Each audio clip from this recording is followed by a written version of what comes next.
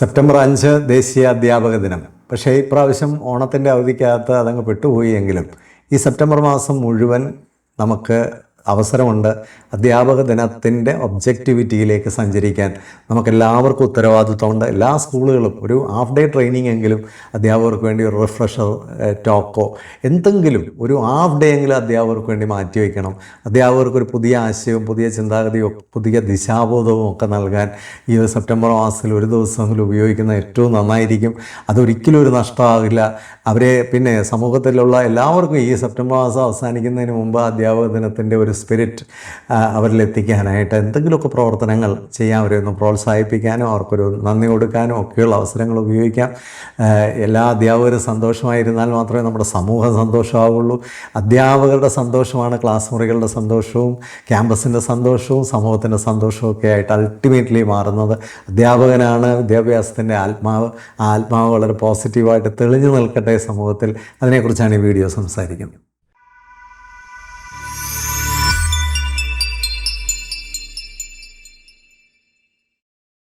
ഓണത്തിനിടയിൽ ഈ വർഷത്തെ അധ്യാപക ദിനം അങ്ങ് മുങ്ങിപ്പോയി എന്നുള്ളതാണ് സത്യം.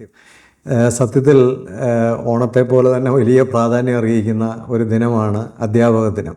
എന്തിനു വേണ്ടിയാണ് അധ്യാപക ദിനം ഒരു രാജ്യം സെലിബ്രേറ്റ് ചെയ്യുന്നത്?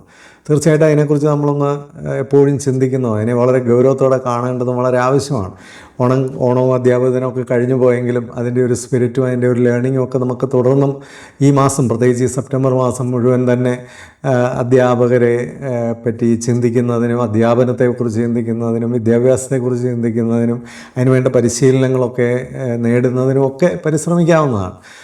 സ്വാഭാവികമായിട്ടും അധ്യാപക ദിനത്തെക്കുറിച്ച് ചിന്തിക്കുമ്പോൾ ആദ്യം നമ്മൾ എല്ലാ മനുഷ്യരും ചിന്തിക്കേണ്ട ഒരു കാര്യം, ഈ അധ്യാപക ദിനത്തിൽ നിങ്ങളുടെ കുട്ടികളുടെ അധ്യാപകരെ ഒന്ന് വിഷ് ചെയ്തായിരുന്നോ, അതൊന്ന് ഓർമ്മിപ്പിച്ചായിരുന്നു.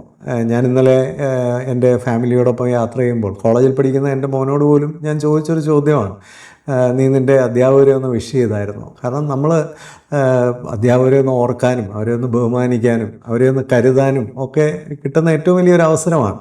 നമ്മൾ നോക്കിക്കഴിഞ്ഞാൽ ഒരു അധ്യാപകനാകുക എന്ന് പാഷനേറ്റായിട്ട് ചിന്തിക്കുന്ന വളരെ മിടുക്കനായ ഒരാളെ സംബന്ധിച്ച് അവർക്ക് വേറെ പല ഓപ്ഷൻസും ഉണ്ട്. ഒരുപക്ഷെ മിടുക്കില്ലാത്ത ഒരാളിനെ സംബന്ധിച്ച് എങ്ങനെയെങ്കിലും തട്ടിക്കൂട്ടി ഒരു അധ്യാപന ജീവിതത്തിൽ കയറുന്നത് അവരെ സംബന്ധിച്ച് വലിയ കാര്യമായിരിക്കും. നേരെ മറിച്ച് വേറെ പല ഓപ്പർച്യൂണിറ്റീസും ഉണ്ടായിട്ടും അതിനൊന്നും പോകാതെ വളരെ പാഷനേറ്റായിട്ട് തന്നെ അധ്യാപന രംഗത്ത് നിൽക്കുന്ന ധാരാളം ആൾക്കാരുണ്ട്. അപ്പോൾ അങ്ങനെയുള്ളവരെ സംബന്ധിച്ച് അവരുടെ ഒരു ലൈഫ് തന്നെ അതിലേക്ക് കമ്മിറ്റ് ചെയ്ത് വളരെ ഡെഡിക്കേറ്റഡായിട്ട് നിൽക്കുന്ന മനുഷ്യരാണ് അവർ. വേറൊരു മേഖലയിൽ പോയിരുന്നെങ്കിൽ ആ ഒരു വലിയ ഗുണം നമ്മുടെ കുഞ്ഞുങ്ങൾക്കും നമ്മുടെ സമൂഹത്തിനും കിട്ടത്തില്ലായിരുന്നു. അപ്പോൾ അത്തരത്തിലുള്ള അധ്യാപകരെയൊക്കെ സംബന്ധിച്ച് നമ്മൾ കൊടുക്കുന്ന ഒരു അപ്രീസിയേഷൻ അവർക്ക് വളരെ ആവശ്യമാണ്. കാരണം ആ ഒരു അപ്രീസിയേഷൻ അല്ലാതെ വേറൊന്നും ഈ സമൂഹത്തിൽ നിന്ന് ഒരു അധ്യാപന രംഗത്ത് നിൽക്കുന്നവർക്ക് ഇന്ന് കിട്ടുന്നില്ല. കാരണം വലിയ ലുക്രിയേറ്റീവായിട്ടുള്ള ഒരു ഫീൽഡൊന്നും അല്ലാതെ, അതുപോലെ തന്നെ അതിൽ നിന്ന് കിട്ടുന്ന ഒരു ഗ്രോത്തോ അതിൽ നിന്ന് കിട്ടുന്ന തുടർ ഓപ്പർച്യൂണിറ്റീസോ ഒക്കെ വളരെ കുറവാണ്. അപ്പോൾ അധ്യാപക വൃത്തിയിൽ നിൽക്കുന്നവരെ ഒരു നന്ദിയോടെ കാണുക, അവരുടെ ആ പ്രയത്നത്തെ അഭിനന്ദിക്കുക, അപ്രീഷിയേറ്റ് ചെയ്യുക എന്നൊക്കെ പറയുന്നത് ഒരു സമൂഹം എന്ന നിലയിൽ വലിയ ഇമ്പോർട്ടൻ്റ് ആയിട്ടുള്ളൊരു കാര്യമാണ്. ഞാൻ ഇതിന് മുമ്പൊക്കെ പറഞ്ഞിട്ടുള്ളൊരു കാര്യമാണ്, അധ്യാപകരിൽ നമുക്ക് എന്തെങ്കിലും കുറവുകളുണ്ടെങ്കിൽ അത് നമ്മൾ പെരുപ്പിച്ച് കാണിക്കാൻ വളരെ മിടുക്കരാണ്. എന്നാൽ നല്ലൊരു അധ്യാപകൻ്റെ അടുത്ത് ചെന്നിട്ട് നിങ്ങളെ അപ്രീഷിയേറ്റ് ചെയ്യുന്നു എന്ന് പറയുന്ന എത്ര പേര് നമ്മുടെ സമൂഹത്തിലുണ്ട്? അത്ര അപ്രീസിയേഷൻസ്, ആ ഒരു ക്വാളിറ്റി, അപ്രീസിയേഷൻ എന്ന് പറയുന്ന ഒരു ക്വാളിറ്റി തന്നെ നമ്മുടെ സമൂഹത്തിൽ വളരെ കുറവാണ്. ഒരുപക്ഷെ അത് നമ്മുടെ വിദ്യാഭ്യാസത്തിലും കുറവായിരിക്കാം, അതുകൊണ്ടായിരിക്കാം അത് സമൂഹത്തിൽ ഇല്ലാതെ വരുന്നത്. നമ്മൾ മോശപ്പെട്ട കാര്യങ്ങളൊക്കെ വളരെ ഹൈലൈറ്റ് ചെയ്യാൻ എടുക്കലാണ്, നല്ല കാര്യങ്ങളെ നല്ല ടീച്ചേഴ്സിനെയൊക്കെ ആദരിക്കാനും. നമ്മുടെ സമൂഹത്തിൽ തന്നെയുള്ള ഏതെങ്കിലും ഒരു സ്കൂളിലേക്ക് ഈ അവധിയൊക്കെ കഴിഞ്ഞിട്ടാണെങ്കിലും കുഴപ്പമില്ല, ഒന്ന് കയറി ചെന്നിട്ട് അവിടുത്തെ ടീച്ചേഴ്സിന് ഒരു പാക്കറ്റ് മുട്ടായെങ്കിലും ഒന്ന് കൊടുക്കാൻ ഒക്കെ കഴിഞ്ഞാൽ നമ്മുടെ സാമൂഹിക പ്രവർത്തനത്തിനൊക്കെ കുറേ കൂടി ഒരു മികവും നിറവും ഒക്കെ വരും എന്നുള്ള കാര്യത്തിൽ സംശയമില്ല. ഇന്നത്തെ കാലത്ത് കുട്ടികളെ പഠിപ്പിക്കുക എന്ന് പറയുന്നത് അത്ര എളുപ്പമുള്ളൊരു കാര്യമല്ല. നമുക്കറിയാം ഈ പോസ്റ്റ് കോവിഡ് കാലഘട്ടത്തിൽ കുട്ടികളിൽ ഒരുപാട് ചേഞ്ചസ് വന്നിട്ടുണ്ട്. അവരുടെ അറ്റൻഷൻ സ്പാൻ വളരെ കുറഞ്ഞിട്ടുണ്ട്. അറ്റൻഷൻ ഡെഫിഷ്യൻസി, ഹൈപ്പർ ആക്ടിവിറ്റിയൊക്കെ കുട്ടികളിൽ ഒത്തിരി കൂടി. അവരെ മാത്രമല്ല വിദ്യാഭ്യാസത്തെക്കുറിച്ചോ പിന്നെ പഠനത്തെക്കുറിച്ചോ ഒക്കെയുള്ള ഒരു വലിയ താല്പര്യമോ ഇഷ്ടമോ ഒക്കെയുള്ള കുഞ്ഞുങ്ങളുടെ എണ്ണം കുറഞ്ഞിരിക്കുന്നു. അച്ചടക്കമുള്ള വീടുകൾ കുറഞ്ഞു, അതിനനുസരിച്ച് അച്ചടക്കമുള്ള കുട്ടികൾ കുറഞ്ഞു. ഇതെല്ലാം അധ്യാപന രംഗത്ത് നിൽക്കുന്ന ആൾക്കാരെ വളരെയധികം ഭയപ്പെടുത്തുന്നതും ചെയ്യുന്നതും വളരെയധികം ചലഞ്ച് ചെയ്യുന്നതുമാണ്. തീർച്ചയായിട്ടും ആ രംഗത്ത് നിൽക്കുന്ന ആൾക്കാരെയൊക്കെ കൂടുതൽ അപ്രീഷിയേറ്റ് ചെയ്ത് സപ്പോർട്ട് കൊടുത്ത്, സമൂഹത്തിൻ്റെ വലിയൊരു സപ്പോർട്ട് അവർക്ക് ആവശ്യമാണ്. പ്രത്യേകിച്ച് ലീഗലായിട്ട് തന്നെ അവർ വളരെ വൾണറബിളാണ്. ചെറിയ കാര്യങ്ങൾക്ക് പോലും അവരെ കുറ്റപ്പെടുത്തുകയും അവർക്കെതിരെ ആക്ഷൻ എടുക്കുകയും ഒക്കെ ചെയ്ത് വളരെ മോശമാക്കി മാറ്റിയിരിക്കുന്ന ഒരു സാഹചര്യം ഇന്ന് സമൂഹത്തിലുണ്ട്. തീർച്ചയായിട്ടും അവിടെയൊക്കെ സമൂഹത്തിൻ്റെ ഒരു സപ്പോർട്ടും സമൂഹത്തിൻ്റെ ഒരു അഷ്വറൻസും ഒക്കെ അവർക്ക് തിരിച്ചു കൊടുക്കേണ്ട ഒരു വലിയ നിർബന്ധമായൊരു കാലഘട്ടവും കൂടിയാണ്. ഇനി അധ്യാപകരെ സംബന്ധിച്ച് ഈ അധ്യാപക ദിനം ഓർമ്മപ്പെടുത്തുന്ന ഒരു സെൽഫ് ഡെവലപ്മെൻറ്റിനെ കുറിച്ചാണ്. എൻ്റെ പഠിപ്പീരൊക്കെ എങ്ങനെയുണ്ട്, ഞാൻ കാലത്തിനനുസരിച്ച് ഒരല്പമെങ്കിലും കാലത്തിന് മുന്നോട്ട് കയറി എനിക്ക് നിൽക്കാൻ സാധിക്കുന്നുണ്ടോ, ഇന്നത്തെ കുഞ്ഞുങ്ങളെ എനിക്ക് സ്വാധീനിക്കാൻ സാധിക്കുന്നുണ്ടോ, എൻ്റെ ഒരു ടീച്ചിങ്ങിൽ എന്തെങ്കിലും മാറ്റങ്ങൾ വരുത്തേണ്ടതായിട്ടുണ്ടോ. ഏറ്റവും വലിയൊരു ക്വാളിറ്റിയാണ് റിഫ്ലക്ഷൻ എന്ന് പറയുന്നത്, ഒരു പുനർചിന്തനം. നമ്മൾ ചെയ്യുന്ന പ്രവർത്തികളിൽ പ്രത്യേകിച്ച് കുഞ്ഞുങ്ങളുമായിട്ട് എനിക്ക് കണക്റ്റ് ആകാൻ പറ്റുന്നുണ്ടോ, കുഞ്ഞുങ്ങളെ എനിക്ക് മനസ്സിലാക്കാൻ പറ്റുന്നുണ്ടോ, അവരെ എനിക്ക് കേൾക്കാൻ പറ്റുന്നുണ്ടോ, അവർക്ക് വേണ്ടി ക്വാളിറ്റിയുള്ള സമയം എനിക്ക് കൊടുക്കാൻ പറ്റുന്നുണ്ടോ, എൻ്റെ മുമ്പിൽ വരുന്ന കുഞ്ഞുങ്ങളിൽ ഒരു മാറ്റം സൃഷ്ടിക്കാൻ എനിക്ക് കഴിയുന്നുണ്ടോ. ഇതൊന്നും ഇല്ലെങ്കിൽ ഇത് വെറും ഒരു മെക്കാനിക്കൽ പ്രോസസ്സാണെങ്കിൽ യാതൊരു അർത്ഥവുമില്ല.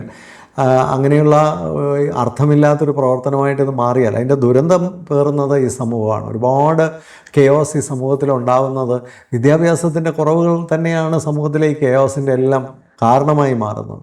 ടീച്ചേഴ്സിന് കുട്ടികളെ ഇൻഫ്ലുവൻസ് ചെയ്യാൻ കഴിയണം. അത് ഒരു അക്കാഡമിക് കാര്യത്തിൽ മാത്രമല്ല, നോൺ അക്കാഡമിക് ആയിട്ടുള്ള അവരുടെ ലൈഫ് ഏരിയയിലും ഒക്കെ നമുക്ക് അവരെ മനസ്സിലാക്കാനും അവരെ കേൾക്കാനും അവരെ ഇടപെടാനും ഒക്കെ കഴിയണം. ഞാനും എൻ്റെ സഹപ്രവർത്തകരുമായിട്ടുള്ള രീതികളിൽ കുറേ കൂടെ മെച്ചം ആവശ്യമില്ല. ഇന്ന് ഏറ്റവും വലിയൊരു കുഴപ്പമാണ് അധ്യാപകരുടെ ഇടയിലെ ഈഗോ. അത് കാരണം ഒരു ടീം വർക്കും പലപ്പോഴും അധ്യാപന രംഗത്ത് നടക്കുന്നില്ല. സ്കൂളുകൾക്കൊക്കെ അതിൻ്റെ വലിയ ദോഷം, കോളേജുകൾക്കൊക്കെ അതിൻ്റെ വലിയ ദോഷമുണ്ട്. ഒരാളൊരു നല്ല കാര്യം ചെയ്യുമ്പോൾ കഴിയുന്നത്ര എങ്ങനെ അതിനെ പാര വയ്ക്കാൻ, ടോപ്പിൾ ചെയ്യാൻ, ഇതൊക്കെയാണ് മറ്റുള്ളവർ ചിന്തിക്കുന്നത്. കൂട്ടായ പ്രവർത്തനങ്ങളെ ഒക്കെ അട്ടിമറിക്കാനായിട്ട് വളരെ വൈകല്യം നിറഞ്ഞ ഒരുപാട് ആൾക്കാർ എല്ലാ പ്രസ്ഥാനങ്ങളിലും ഉണ്ട്. ഇതൊക്കെ ഒന്ന് മാറ്റിയെടുക്കാൻ സ്വയം ഞാനൊരു അനുഗ്രഹമാണോ, am I a grace to this institution, am I an asset to this institution. ഒരു ഇൻസ്റ്റിറ്റ്യൂഷൻ്റെ ബാലൻസ് ഷീറ്റിൽ ഞാൻ അസറ്റായിട്ടോ ലയബിലിറ്റി ആയിട്ടാണോ രേഖപ്പെടുത്തപ്പെടാൻ പോകുന്നത്? ഇത് ഓരോരുത്തരും ചിന്തിക്കേണ്ട ഒരു കാര്യമാണ്. നമുക്ക് പലതരത്തിലൊരു ഇൻസ്റ്റിറ്റ്യൂഷനെ മെച്ചപ്പെടുത്താനും സഹായിക്കാനും വളർത്താനും കഴിയും.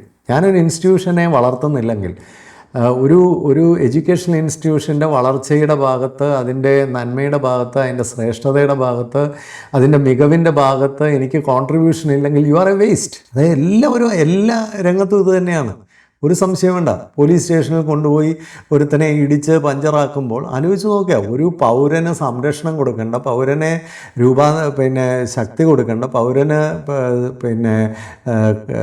നന്മ കൊടുക്കേണ്ട പോലീസാണ് പൗരനെ ആക്രമിക്കുകയാണ്. അപ്പോഴാണ് ഇവിടെ ഗുണ്ടകളും മറ്റുമൊക്കെ തേർവാഴ്ച നടത്തുകയാണ്. അവരെ പേടിയാണ് പോലീസുകാർ. അപ്പോൾ ഈ പോലീസെന്ന് പറയുന്നത് എന്താണ്? ഇതുപോലെ തന്നെയാണ് അധ്യാപകൻ. ഈ പോലീസിനെയൊക്കെ സൃഷ്ടിച്ച അധ്യാപകരാണ്. അപ്പോൾ അധ്യാപക വൃത്തിയുടെ മേന്മയാണ് മറ്റെല്ലാ പ്രവൃത്തി മണ്ഡലങ്ങളെയും സ്വാധീനിക്കാൻ പോകുന്നത്. നല്ല അധ്യാപകരായി ഞാനൊരു ഇൻസ്റ്റിറ്റ്യൂഷൻ്റെ ഒരു ഗ്രേസ് ആയിട്ട് മാറാൻ എനിക്ക് കഴിയുന്നുണ്ടോ? എൻ്റെ സഹപ്രവർത്തകരുമായിട്ടുള്ള എൻ്റെ പ്രവർത്തനങ്ങളിൽ ഞാൻ കുറേ കൂടെ ഫ്രണ്ട്ലിയും ഒക്കെ ആവേണ്ടതല്ലേ? അതുപോലെ തന്നെ എൻ്റെ കുട്ടികളുടെ പേരൻസുമായിട്ടുള്ള എൻ്റെ റിലേഷൻഷിപ്പ് എങ്ങനെയാണ്? അവരെയൊക്കെ എനിക്ക് കുറച്ചുകൂടെ ഒന്ന് പോസിറ്റീവ് ആക്കാൻ കഴിയുന്നുണ്ടോ? പല പേരൻസും വരുമ്പോൾ അധ്യാപകർ വളരെ നെഗറ്റീവായിട്ട് സംസാരിക്കുന്ന അധ്യാപകരുണ്ട്. സത്യം പറഞ്ഞാൽ അതൊക്കെ ആ അധ്യാപകൻ്റെ ഉള്ളിലെ മാനസിക അസ്വസ്ഥതകളാണ്. നമ്മളൊരു കുഞ്ഞിനെക്കുറിച്ച് വളരെ മോശമായിട്ടൊരു പേരൻറ്റിനോട് പറയുമ്പോൾ ഓർക്കുക, ആ പേരൻറ്റ് നമ്മുടെ സ്കൂൾ സെലക്ട് ചെയ്ത് നമ്മുടെ ക്ലാസ്സിൽ ആ കുട്ടിയെ വിട്ടിരിക്കുന്നത് അവരുടെ കുട്ടിയെക്കുറിച്ച് മോശം പറയാനല്ല. ഇനി കുട്ടികൾക്ക് എന്തെങ്കിലും കുഴപ്പമോ കുറവുകളോ ഒക്കെ ഉണ്ടെങ്കിൽ പോലും അത് പറയേണ്ട ഒരു രീതിയുണ്ട്. അത് പറയേണ്ടതുപോലെ മാതാപിതാക്കളെ റെസ്പെക്റ്റ് ചെയ്ത് പറഞ്ഞാൽ തീർച്ചയായിട്ടും മാതാപിതാക്കൾ അത് പോസിറ്റീവായിട്ട് തന്നെ എടുക്കും. പക്ഷെ അത് പറയുന്നതിനൊരു ടോണുണ്ട്, രീതിയുണ്ട്, അതൊക്കെ വളരെ ഇമ്പോർട്ടൻ്റ് ആണ്. ഇത്തരം സ്കില്ലുകളൊക്കെ ഡെവലപ്പ് ചെയ്യാൻ കഴിയുന്നില്ലെങ്കിൽ, നമ്മൾ കുറേ പഠിപ്പിച്ച് ലെസൺ തീർക്കാൻ മാത്രമുള്ള മനുഷ്യരാണെങ്കിൽ ലെസൺ തീർത്ത് പോകുന്ന ആ വഴിക്ക് കുട്ടികളെയും കൂടെ അങ്ങ് തീർത്ത് കളയുകയാണ് പലരും എന്നുള്ളത് ഓർക്കുന്നില്ല. അത് വളരെ ഇമ്പോർട്ടൻ്റ് ആയിട്ട് ചിന്തിക്കേണ്ട ഒരു കാര്യമാണ്. അതുപോലെ തന്നെ കുട്ടികളെ എനിക്ക് കാലത്തിനനുസരിച്ച് കുട്ടികളിൽ മാറ്റം വരുത്താൻ കഴിയുന്നുണ്ട്. ഇപ്പോൾ ഈ സ്മാർട്ട് ക്ലാസ് റൂമൊക്കെ വന്നു കഴിഞ്ഞിട്ട് വളരെ മെക്കാനിക്കലും ടെക്നിക്കലുമായിട്ട് ക്ലാസ്സുകൾ മാറുന്നുണ്ട്. ഒരു ജീവനും ഒന്നുമില്ല. ആദ്യമൊക്കെ ഈ സ്മാർട്ട് ക്ലാസ് റൂം എന്നൊക്കെ പറയുന്ന കുട്ടികൾക്കൊരു ഭയങ്കര എന്തൂസിയാസമൊക്കെ ആയിരുന്നു. ഇതിനകത്തൂടെ പല കാര്യങ്ങളും കാണാമല്ലോ, കേൾക്കാമല്ലോ എന്നൊക്കെ പറഞ്ഞുള്ള ഒരു എന്തൂസിയാസമൊക്കെ ആദ്യം ഉണ്ടായിരുന്നെങ്കിൽ ഇപ്പോൾ ഇത് ചുമ്മാ സ്റ്റാർട്ട് ചെയ്ത് വെച്ചിട്ട് ഇങ്ങനെ തള്ളുന്ന ഒരു പരിപാടിയാണ്. ഞാൻ പല ട്രെയിനിങ്ങിനൊക്കെ ചെല്ലുമ്പോൾ പിന്നെ ടീച്ചേഴ്സൊക്കെ ആദ്യം തന്നെ ചോദിക്കുന്നത്, സാറേ LCD പ്രൊജക്ടർ ഉണ്ടോ? ഉണ്ടെങ്കിൽ അവർക്ക് എളുപ്പമാണ്. കാരണം പിന്നെ ഒരു മനുഷ്യനുമായിട്ടൊന്നും അവിടെ ബന്ധമില്ല. ഞാനതുകൊണ്ട് തന്നെ ഈ സാധനമൊക്കെ എടുത്ത് കളഞ്ഞിട്ട് ഒരു 5 വർഷമായി. ഫേസ് ടു ഫേസ് ആയിട്ട്, ഡയറക്റ്റായിട്ട്, ഡിസ്കഷനലായിട്ട് തന്നെ ക്ലാസ്സുകൾ എടുക്കുന്നു. അതിൻ്റെ ജീവനും അതിൻ്റെ ജൈവതയും ഒക്കെ വളരെ ഗംഭീരമാണ് ക്ലാസ്സിൽ സംഭവിക്കുന്നത്. അതിൻ്റെ ഒരു റിഫ്ലക്ഷൻ വളരെ എക്സലൻ്റാണ്, അതിൻ്റെ മാനിഫെസ്റ്റേഷൻ വളരെ എക്സലൻ്റാണ്. അപ്പോൾ ഇതൊന്നും മാറ്റണമെന്നല്ല, പക്ഷേ ഇതിനെയൊക്കെ വളരെ ജുഡീഷ്യസ് ആയിട്ട് ഉപയോഗിക്കാൻ, ഇൻ്റലിജൻ്റായിട്ട് ഉപയോഗിക്കണം. ആവശ്യമുള്ളിടത്ത് മാത്രം ഈ സ്മാർട്ട് ക്ലാസ് റൂമൊക്കെ ഉപയോഗിച്ച് ബാക്കിയുള്ളിടത്ത് കുട്ടികളുമായിട്ട് നല്ല ഒരു ഇൻട്രാക്ഷൻ ഉണ്ടാക്കാൻ, ഡിസ്കഷൻ ഉണ്ടാക്കാൻ, പാർട്ടിസിപ്പേഷൻ ഉണ്ടാക്കാൻ, അവരുടെയും കൂടെ ഇൻവോൾവ്മെൻറ്റ് ഉണ്ടാക്കാനൊക്കെ ശ്രമിച്ചില്ലെങ്കിൽ കുട്ടികൾ വളരെ ഡള്ളായി പോകും. ക്ലാസ്സിൽ പിള്ളേർ കയറുന്നില്ല. കോളേജിലൊക്കെയുള്ള അധ്യാപകർ പറയുന്നത് കുട്ടികൾ ക്ലാസ്സിൽ കയറുന്നില്ല. എങ്ങനെ കയറും സാറേ? ചില ക്ലാസ്സൊക്കെ കേട്ട് കഴിഞ്ഞാൽ ഇവിടെയൊക്കെയാണ് അധ്യാപക ദിനം നമ്മളെ ഓർമ്മിപ്പിക്കുന്നത്. ഞാനെന്ന അധ്യാപകനിൽ എന്തെല്ലാം മാറ്റങ്ങളാണ് വരുത്തേണ്ടത്, എവിടെയൊക്കെ എനിക്ക് ഒന്ന് കുറച്ചുകൂടെ മെച്ചപ്പെടാം. ഒരു ട്രെയിനിങ് പ്രോഗ്രാമൊക്കെ അറ്റൻഡ് ചെയ്യുന്നത് വളരെ നന്നായിരിക്കും. ഇപ്പോൾ കണ്ണൂരിൽ 28-ാം തീയതി ഒരു ട്രെയിനിങ് പ്രോഗ്രാമിന് വേണ്ടി എന്നെ ഒരാൾ ക്ഷണിച്ചു. അപ്പോൾ അദ്ദേഹം ഒരു ആശങ്ക എന്നോട് പറയുകയാണ്, സാറേ ഇത് അറ്റൻഡ് ചെയ്യാനായിട്ട് ആൾക്കാർ വരുമോ? നമ്മുടെ കേരളത്തിലൊക്കെ ഒന്ന് അപ്ഡേറ്റ് ചെയ്യാൻ, ഒന്ന് സെൽഫ് ഡെവലപ്മെൻറ്റിന് വേണ്ടി ഒന്ന് അപ്ഡേറ്റ് ചെയ്യാൻ, ഒന്ന് റീചാർജ് ചെയ്യാൻ, ഒന്ന് റീഡിഫൈൻ ചെയ്യാനൊക്കെ നമുക്ക് എന്തെങ്കിലും ഒരു എക്സസൈസ് ഇല്ല എന്നുള്ളതൊരു വാസ്തവമാണ്. അത്തരം പ്രവർത്തനങ്ങളുണ്ടെങ്കിൽ പോലും അതിലൊന്നും പോയി അത് രജിസ്റ്റർ ചെയ്ത് പങ്കെടുക്കാനൊന്നും താല്പര്യമില്ല. അതൊക്കെ വളരെ ആവശ്യമാണ്. നമുക്കൊരു റീജുവനേഷൻ ആവശ്യമാണ്. മൈൻഡിന്, ചിന്താഗതികൾക്ക് ഒക്കെ ആവശ്യമാണ്. കാലോചിതമായ മാറ്റങ്ങൾ നമുക്ക് ആവശ്യമാണ്. ഒരു നല്ല ടീച്ചർ എന്ന് പറയുമ്പോൾ ഒരു ലൈഫ് ലോങ് ലേണറാണ്, ഒരു ഡെവലപ്മെൻ്റൽ ആറ്റിറ്റ്യൂഡുള്ള ആളാണ്, ഒരു പോസിറ്റീവ് എൻറ്റിറ്റിയാണ്. ഒരു സംശയം അക്കാര്യത്തിലില്ല. നെഗറ്റീവായിട്ടുള്ളൊരു വേൾഡിലാണ് നമ്മൾ നിൽക്കുന്നത്. പക്ഷെ നമ്മൾ തന്നെ ഒരു പോസിറ്റീവായിട്ട് കുറച്ചുകൂടെ ഹാപ്പിയാക്കാൻ, കുറച്ചുകൂടെ നമ്മുടെ പ്രസൻസ് കൊണ്ട് ഏത് സാഹചര്യത്തെ ഒന്ന് ഈസ് ചെയ്യാൻ, ഏത് ചർച്ചയും ഒന്ന് പോസിറ്റീവായി തിരിച്ചുവിടാനൊക്കെ നമുക്ക് കഴിയുമ്പോഴാണ് നമ്മൾ നല്ല ടീച്ചേഴ്സായി മാറുന്നത്. അപ്പോൾ ആ പോസിറ്റിവിറ്റി, ഒരു ലൈഫ് ലോങ് ലേണിംഗ്, നമ്മൾ പഠിച്ച് മുമ്പോട്ട് വരുമ്പോൾ, കാലോചിതമായി മാറുമ്പോൾ, നമ്മുടെ ആ പുതിയ ആശയങ്ങളും പുതിയ ചിന്താഗതികളും പുതിയ വീക്ഷണവും ഒക്കെ കുട്ടികളുമായിട്ട് പങ്കുവയ്ക്കുമ്പോൾ അവർ എത്ര കണ്ട് മോട്ടിവേറ്റഡ് ആവും. അതുപോലെ ഒരു ഡെവലപ്മെൻ്റൽ ആറ്റിറ്റ്യൂഡ്, നമ്മൾ സ്വയം വളരണം. 10 കൊല്ലം മുമ്പ് കണ്ട ഒരു കുട്ടി 10 കൊല്ലത്തിന് ശേഷം ടീച്ചറിനെ കാണുമ്പോൾ അവൻ അത്ഭുതപ്പെടണം. അവനേക്കാളും ഗംഭീരമായി വളരുന്ന ഒരു അധ്യാപകൻ.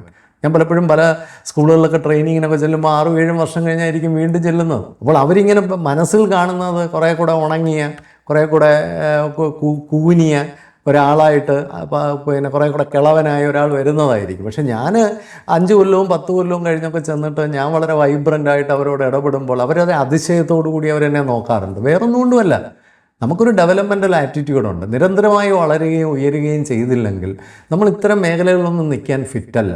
സ്വയം മാറിക്കൊടുക്കുക, അത്രയേ ഉള്ളൂ. നമുക്ക് ഒന്നുകിൽ മാറുക അല്ലെ നാറുക. അധ്യാപക ദിനം നമ്മളെ സ്വയം ഒരു പുനർചിന്തനത്തിന് പ്രേരിപ്പിക്കുന്ന ഒരു ദിനമാണ്. മാതാപിതാക്കളോട്, സമൂഹത്തോടും എനിക്ക് പറയാനുള്ളത്, ഓരോ അധ്യാപകരെയും സ്നേഹിക്കുകയും സപ്പോർട്ട് ചെയ്യുകയും അവർക്ക് വേണ്ട കൈത്താങ്ങലുകൾ കൊടുക്കുകയും അവരെ പ്രോത്സാഹിപ്പിക്കുകയും ഒക്കെ ചെയ്ത് ഈ പ്രവർത്തനം ഉന്നതമാണ് എന്ന് അവരെ നിരന്തരമായി ഓർമ്മിപ്പിക്കേണ്ട കടമ സമൂഹത്തിൻ്റെയും, സ്വയം ഞാനൊരു വലിയ ദൗത്യ രംഗത്താണ് നിൽക്കുന്നതെന്നുള്ള ഒരു ചിന്തയോടുകൂടി പ്രവർത്തിക്കേണ്ട വലിയൊരു ഉത്തരവാദിത്വം അധ്യാപകർക്കുണ്ട്. എല്ലാവർക്കും അധ്യാപക ദിന ആശംസകൾ. അധ്യാപനത്തിൻ്റെ പോസിറ്റിവിറ്റി കാണേണ്ടത് സമൂഹത്തിലാണ്. സമൂഹം പോസിറ്റീവ് ആകുമ്പോഴാണ് നമുക്ക് ആശ്വസിക്കാൻ വകയുണ്ടാകുക. ഇപ്പോൾ ഒരല്പം മോശപ്പെട്ട അവസ്ഥയിൽ നമ്മുടെ സമൂഹം നിൽക്കുന്നുണ്ടെങ്കിൽ നമുക്ക് ഒരുപാട് തിരുത്തലുകൾ ആവശ്യമുണ്ടെന്നൊരു ഓർമ്മപ്പെടുത്തലാണ് ഈ സമൂഹം നമുക്ക് തരുന്നത്. എല്ലാവർക്കും ആശംസകൾ നേരുന്നു. Happy living, happy education. Thank you.